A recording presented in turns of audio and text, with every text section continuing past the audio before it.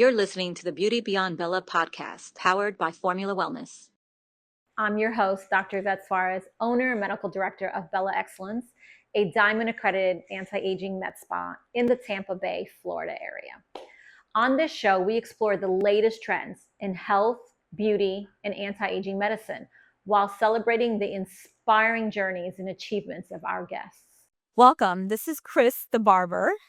Hi, Chris. Thank you so much for being with us today on our podcast. And so I really wanted you to come on board because your story was so compelling to all the individuals out there that are listening. And so we try to talk about taking care of our body and our health and our nutrition. But when do we know enough's enough and you're ready for that change? It is enough. I think we just get tired of being tired. Yes, that's when you have to make changes. Stuff. For me, that happened about 4 years ago. So got off medication, started this homeopathic way of health, and just found that it was exhilarating, to say the least, to be able to see progress almost instantly and to see all these different fears that I had being relieved. I think that was the coolest part. When there's just mindset, changing my mindset to be a better person. I love that. Tired of being tired. Tired of being tired. I think that's probably a very common feeling amongst a lot of people when we're not taking care of ourselves. When you were going through that, I believe that you had a journey with weight loss. I did. And so tell me a little bit about how that started and what impacted that. Sure. I'd always kind of struggled with weight later on in my life. As a young child, I never gained any weight. Not that he's old, trust me, we're all young. Yes. But young, old, yes. No, it started for me. I got to a certain point and it wouldn't come off easy. And it wouldn't come off. I could used to eat 3 or 4 plates of food and never gain a pound, and then my metabolism went into a coma. And then all of a sudden, I just had to look at a Twinkie and things would start jiggling. I didn't even have to consume it anymore, so it was horrible. And then no matter what I did, it didn't change anything. So I started looking at what it was that I was eating. Why am I eating this? What's drawing me to eat this? And a lot of people, we just do out of convenience, not even thinking about the long-term effects of it. We just do it out of convenience because it's quick. Let me go through the drive-thrus. Let me get this. Let me get that. Not knowing all the stuff that's in there that's just absolutely horrible for you. So for me, it was just a dissecting of my life personally to find out what was going to work for me and what wasn't. And I just found that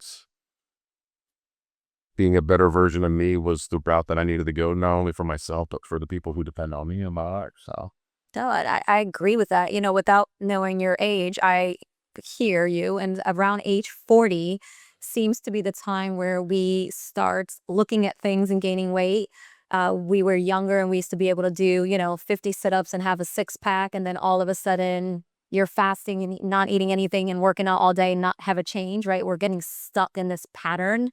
And then by 50 it gets worse. If we don't start to make those changes to kind of really impact our lives, it's going to be much harder later on. So you really took a very strong point. And what I loved about your journey is that you've been consistent throughout and understand that once you started feeling better, you didn't really go backwards. You really continued to preach this conversation with everyone. I became the subject. I lived it. I breathed it. I ate it. I drank it.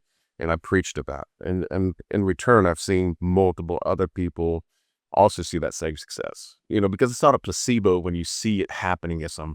When we see somebody drop 30, 40, 50 pounds, you're like, okay, it's not a pill. It's not a placebo. He's doing something. What is he doing? So then it gives you an opportunity to now be an example to others and a good inspiration to others. So, and that's what I've enjoyed doing about it. So I guess that was kind of more my motivation was first myself, and my own personal health. But then when I saw how many people actually was inspired by it, I was like, well, this is a great opportunity for me to now teach about. So, and that's what I've done. Just one soul at a time. That's it. No, look, I love that because there should be no guilt in one asking for help.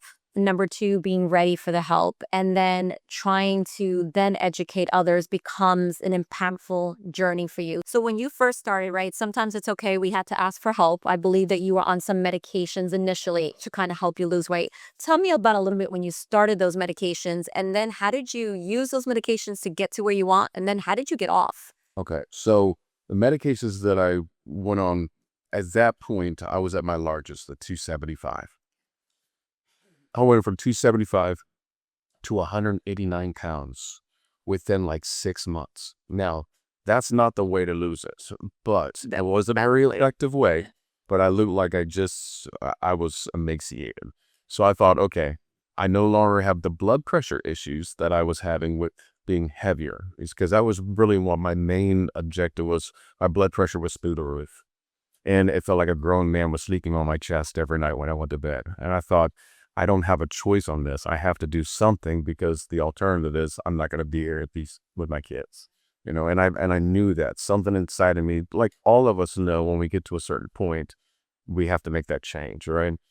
That was my change when my blood pressure and stuff was just through the roof. So I went on that process and that journey, and I lost all that weight. It reduced the blood pressure.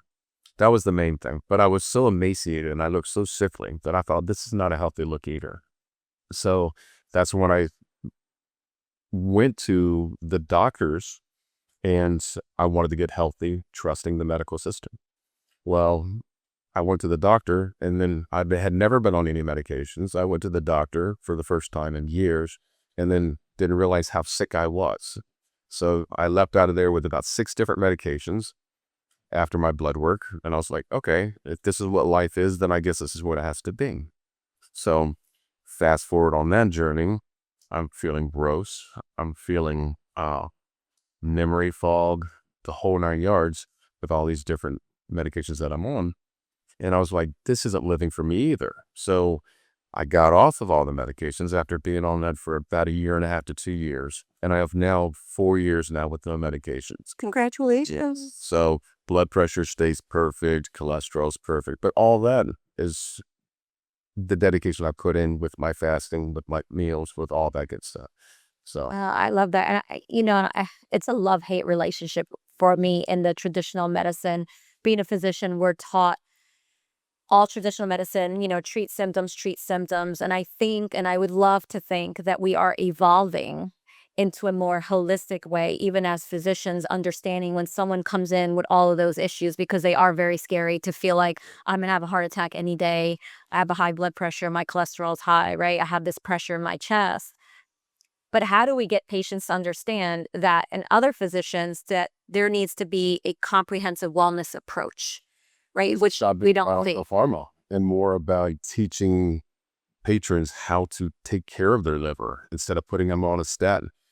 How do you fix your liver? How do you fix your cholesterol? How do you fix your kidneys? How do you fix your bowels? I mean, most of our symptoms start in our gut. All stuff starts in their gut, pretty much. Most people's gut biome and stuff is completely out of whack and stuff. And they wonder why in the world they're always sick.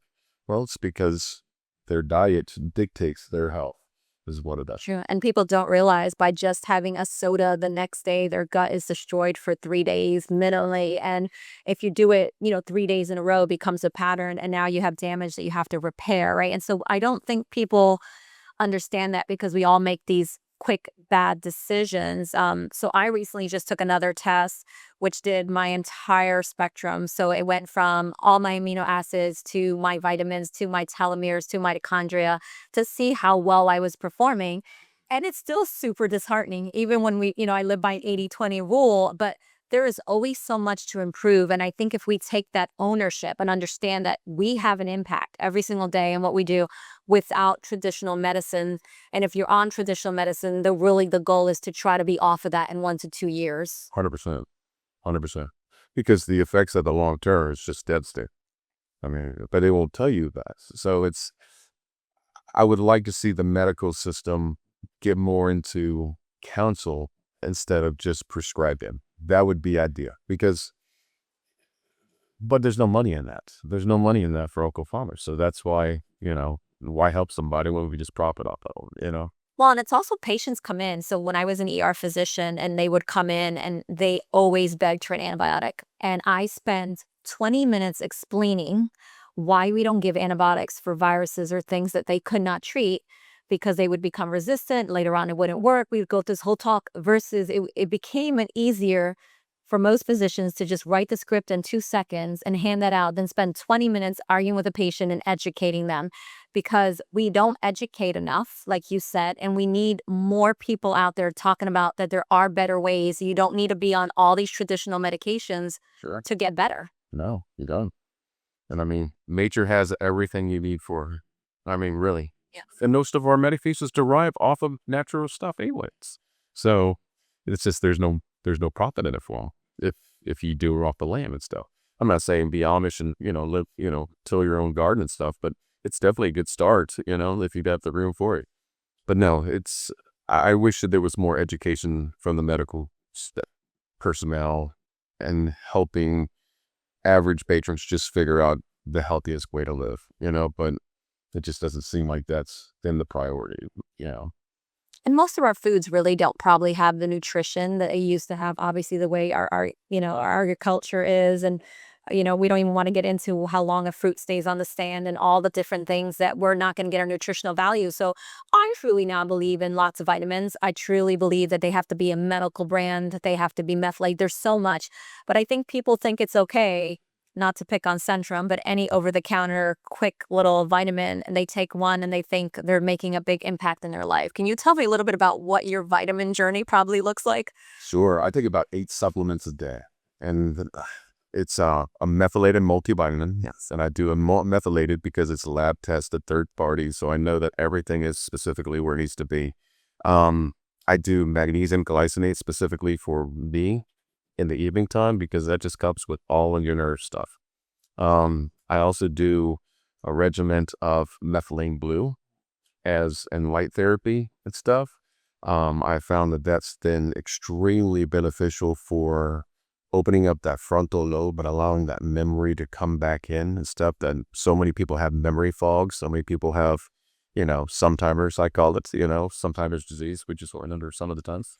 And so it's not, yeah, it's not quite full Alzheimer's. It's just sometimers, and that has really, really made a big difference for me. I use a lot of black seed oil, a lot of oregano oil, um, um, I'm sorry, ashwagandha. Yeah. I'm a big fan of ashwagandha. Yeah, no, just so many different B17, all your B supplements and stuff. I love all that. Yeah, no, I find that is my energy booster in the morning, and then it gets me all the way through the day. And it's not, 15 other medications that I know is going to kill me. It's all natural. It comes from there. I also do a lot of, sheet.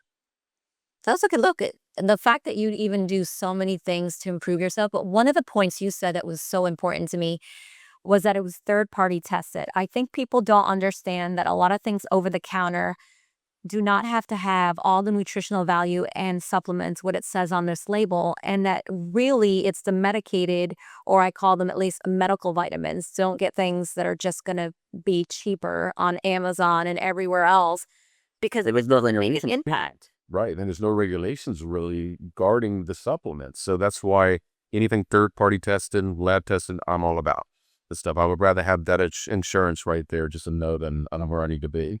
Right. So you're taking a lot of effort in getting A supplements in yourself every day. If they're not working, what are you doing? You're just wasting your time. Yeah. And money, right? And time that's not going to even be effective. No, I agree. And then certain things work better with certain things, right? So I cycle and I'll do 1 week of this and I'll do 1 week of that. Or, I also, I use other things that are very taboo that you're not supposed to do as well. So, it's that Uncle Pharma has said, it's bad for you, but it's actually been known to cure numerous things. So the ivermectin, the fenbenzonol, stuff like that, I'm totally about all that. So I cycle that 2 months on, 2 months off, 2 months on, 2 months off. And well, those drugs really have amazing studies in Europe, right? In every other country, but our country. we're kind of limited. And I feel bad for, and I always say, I don't like big pharma either. But I will say, as physicians, we are so limited, like ivermectin and a lot of what they treat for cancer in other countries. We're not legally allowed to use that IV here. Like we're regulated on how we could administer that, which I think is really a shame because they've had great studies in showing how effective all of these medications are, and yet we're slapped on our hand or limited or fined as a physician that we could never prescribe it. I'm not. So I get to do whatever I want to do. But yes, I understand that. The Formula Wellness 4 cornerstones are nutrition, functional wellness, aesthetics, and brain health. These serve as a guide rail for individuals that are pursuing longevity inside and out. Formula Wellness is setting the new benchmark in preventative healthcare and aesthetics. Thank you for all of your support. To learn more, please visit www.formulawellness.com. But you've taken a lot of time to train yourself. What I feel bad is for the patients that come in and they're asking their physicians to give them this wellness program, right? And so we're going to do everything that's in our best interest for our patient, but we're still limited, I think, in everything that we can offer a patient. But I think we're much better now than we were 5 years ago, 10 years ago. It's getting there. Yeah. It's getting better. Getting there because more awareness is there. That there are other alternatives that maybe, okay, might buck the system a little bit here, but it's effective. And you can't rule out the fact that it's effective, So, like, even if there's money in it for you or not, I agree. Look, it's still, I use a lot of compounding pharmacies. I prefer compounding my medication for my patients. I know it's clean. I know it's effective versus just other things that I might be a little bit more skeptical about. But these are so important points. I don't know if most people know, but when we're in med school, at least back in the day when I went, they did not teach us any wellness. Even back then, it was like vitamin D wasn't even a thing. Sure. Right now, we know about all the amazing effects of vitamin D. People are deficient in it. Everyone. I mean, I would say 90% of our patients that come in are deficient. And this is what's crazy, I think, that people don't understand. So when they look at a lab and let's say the vitamin D on our lab says between 30 and 100 is normal. So people will literally think that 30 is okay. So I go, okay, do you want to feel like you're 100 years old or do you want to feel like you're 25 forever, right? And so, but even physicians, if you're in that range, so your insurance says, I'm not going to cover it. What happened to being optimal, right? For me, that optimal is that 80% range. And this is, I think, what you're learning, right? When you're looking online, hopefully that there's a range, but we need to be on that upper level to maximize our nutrition. Oh, absolutely. Absolutely. And it all starts with educating yourself. Being an advocate for yourself. Yeah, I mean, you have to be. If there's nobody's going to give you that information freely. I mean, people who know about it, who will want to share it, they'll be more than happy to. But how many people know somebody who's gung-ho, not everybody, especially when, you're extremely obese and that's not even your forte anyways. Why would you want to talk to somebody like that, because you're already in your bubble of comfort, your comfort, and that's fine. But no, people, when they're tired of being tired, they'll do something about it for sure. And they will do the research, and that's how you grow. You grow as a person or you stay stagnant where you are. Well, I tell you what interested me when I met you. So we have a mutual friend and we have lots of parties at this mutual friend's house. And we spend a lot of time in the kitchen when everyone else is eating. We're sitting here talking about gut health. Yes. And they're looking at us like we're crazy. Yes, they do. Because they're over there chowing down and enjoying their gut. It's early, but in moderation. In moderation. Look, it's not to say that we're never going to pick up a drink or we're never have a fry and all the good stuff. I've had a Pepsi on the way over here. Yeah. Taboo for me. I don't do Pepsi. But every once in a while, you got to live a little bit too. What's the point of living if you don't treat yourself along the way? You just don't treat yourself every single day because it's not necessary. Yes. So, but you have to have perks because that's what life is. We have to have something to look forward to. But if it owns you and you don't own it, that's where the problem lies. I like that. You have to have the control. You have to have the control. Yeah. And as long as you maintain control over it, you can pick and choose what you want to, and it's totally okay. You're the one that's going to suffer as a result of it, because once I drink that Pepsi, which is delicious, by the way, I know that in an hour and a half, I'm going to feel like absolute crud, My head's going to hurt, everything, because it's not something that's normally part of my repertoire. No. And you're going to crave it. And I'll crave it because that's what sugar's doing. And just make you want to go for more. So there was a study back in the day that they had a rat and they had cocaine and sugar. And did you know that the sugar was more addictive Then the cook. than the cocaine? No. And I thought to myself, oh my God, I need to not have any more sugar in my life. I heard something too that as soon as you drink, say, a soda, it stops your white blood cells from reproducing for up to 45 minutes after drinking a Dr. Pepper soda. That's crazy that they don't even reproduce. No, it takes days to heal our gut after soda. And I agree. Like, I'm a Coca-Cola girl and I have cravings and I gave it up for a month and now I gave it up for Lent. And it's a mind trick because you crave it. It is. And you have to play that wake up for 21 days. 100%. And that's what they do with all of our food. It's all mind trickery into thinking that you need it. And the reality of this, you don't need any of that stuff. You don't. You don't. And you feel so much better when you don't have it. It's so convenient. And Americans were just grossly obsessed with everything being convenient and in large portions. I mean, everything's large portions, everything. Ugh. It just, we wonder why. I mean, your pumpkin latte, Dunkin' Donuts, 40% sugar. And people wonder why they're having strokes in the drive-thru. You know, it's 40% sugar And look, and the way the economy is right now, I think everybody should become in the habit when you go out to eat, as soon as you're served your food, you cut it in half. That half goes for tomorrow's lunch. And then you have half of your dinner. Because you're right. You were supposed to eat, the size of our stomach is the palm of your hand. Yet we eat 5 times that amount and over-distend our gut, which is really quite unhealthy. Horrible. It's horrible. And it's everywhere you live, there's a going happen. I know. It just, I wish people would just be more prideful of themselves and their own personal journey to want to be the best version of themselves instead of giving it to the status quo and stuff. And I think the world would be a lot healthier and a lot more mindful. You know, there'd be a lot more imaginative people out there. They were actually out there doing stuff and being creative because they weren't so bombarded with all the dramas that keep them down and all the. It's a dependency is what it is. And it is a drug. Well, it's almost like an illness because it takes control and consistency. And it takes a lot of control. You really have to be dedicated to it. That's why I say when you're tired of being tired, you will change. But some people, when you hit rock bottom, it makes a pretty solid foundation to build yourself back by. Yeah. But some people just have to absolutely hit rock bottom before they can see their value in their own work. And I wish that wasn't true. I wish we could get a point where we feel a little bad and we do something consistently to feel better. And like you said, look, we all cheat, right? I love my 20%. I had some ice cream last night for a birthday party. Like, we're all going to have our little cheats, although it was about that much, right? So when you allow yourself to cheat with a certain amount, that's not going to make you feel bad. But I think in this profession, I think we need to make sure that we are there for others. Like you said, like just talking to people, constantly being in their ear, holding their hand, to help them be powerful enough to change, because sometimes they just don't have it in themselves to change. They don't. And they need the motivation and they need somebody. But at the same time, you're not at liberty to drown with them. You know, when somebody's asking for their help and you can truly give it to them and be an inspiration, great. But when they're bringing you down as a result of it, you're not at liberty to drown with them and stuff. They have to take some responsibility and start finding that motivation to keep them going on their own. And it should just be self-driven because they want to be the best version of themselves. But why does anybody put off what they really, really want is because they settle for what they have right now. You know, and then that's... Well, I think feeling bad becomes normal. It does.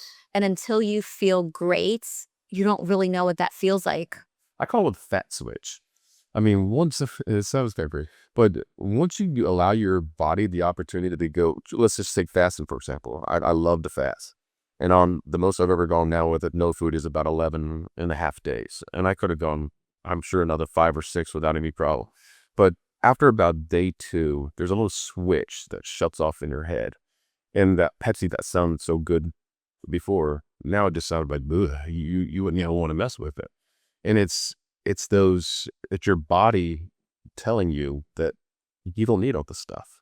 Just focus on what you have. Let's eliminate anything negative in you while we're in this fasting process. And that's what's so great about fasting, because it kills off any negative cells in your body, especially the intermediate fasting. If you give yourself anywhere from 16 to 18 hours a day of fasting, your body just appreciates the heck out of you because, I mean, your mind functions better, your thought process, your sleep is better.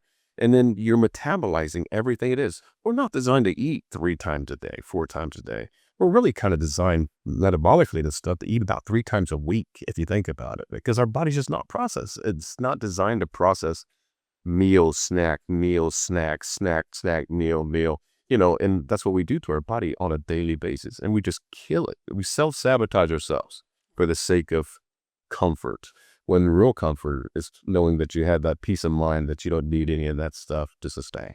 Well, people think they're starving, right? And I call it food chatter, right? When the food should be your main concept talking to you in your brain all the time that you're hungry, you need to go get that. And in reality, we do not. We really don't. I mean, people used to forage and stuff. They might have eaten a meal of proteins once or twice a week. The rest of the time they foraged and stuff. They didn't have McDonald's and Starbucks and Dunkin' Donuts on every corner. No, they didn't. So they were lean, they were fit, they were mentally sharp because they had to be. It was surviving. Nobody has to survive anymore. We just exist, and everything's just handed to us on a silver platter, pretty much. Yeah. So I love that you're such an inspiration for your clients, but I do have to ask about your cut it forward. When you told me about this concept, at first I was taken aback, and then I was like, wow, I really could appreciate that concept of that and the timing because it was right after COVID. So tell me a little bit about what is Cut It Forward.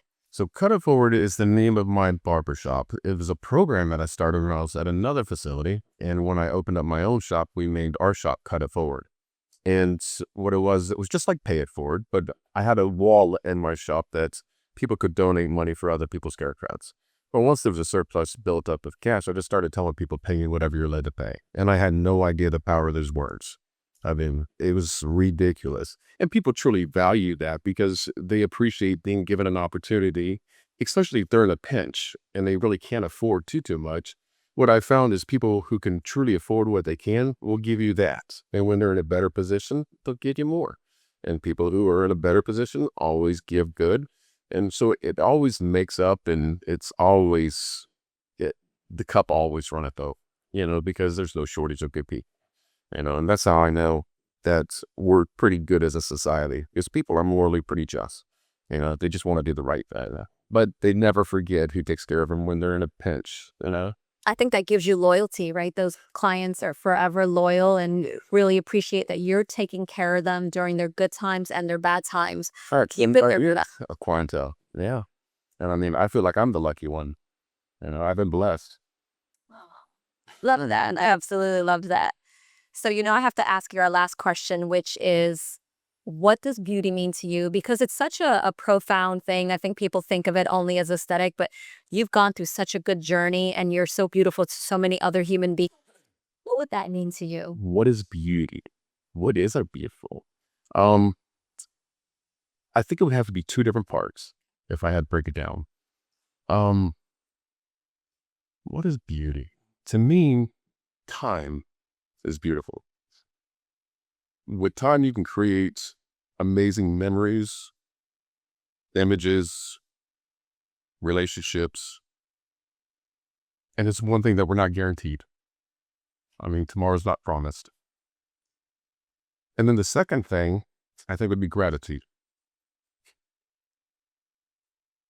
Only because with gratitude, it eliminates any kind of negativity, depression, anxiety. As long as we're grateful for those things in our life, it never really allows us the opportunity to have anything but gratitude and stuff. So to me, I don't know how I could be any more beautiful than those 2 things. I have to say that is the first time I've heard it put, that time and gratitude symbolizes our beauty. And I agree with that. I think that's a great way of having humility Sure. and kindness and looking forward to every single day that's not promised. Where is it? With gratitude, optimism is sustainable. Very good. Yeah. So no, I don't think it could get any more prettier than that. I love that. Thank you, Chris, for joining us on our podcast. You were such a pleasure to have a conversation with. And we're going to continue our over-the-counter, or sure, lots of talks about gut health coming forward. Please do. I look forward to it. So you may hit your house. Take care. Thank you. Powered by Formula Wellness.